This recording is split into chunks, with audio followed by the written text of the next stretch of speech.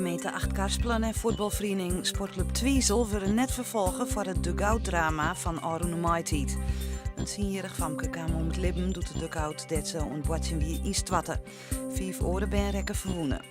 Er is net genoeg bewijs voor schuld bij de gemeente en de voetbalvereniging.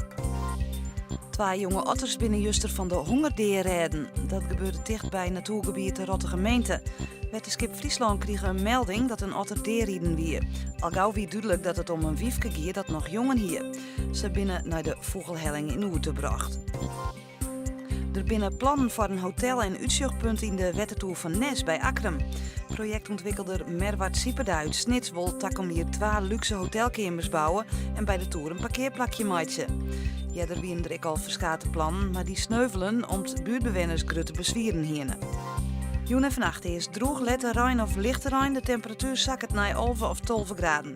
De wind is krachtig en komt uit het zuiden en zuidwesten. Morgen is het meest bewolken, maar Rijn of lichte Rijn, het wordt dan 14 graden. De wind komt weer uit het zuiden en zuidwesten en is matig en krachtig.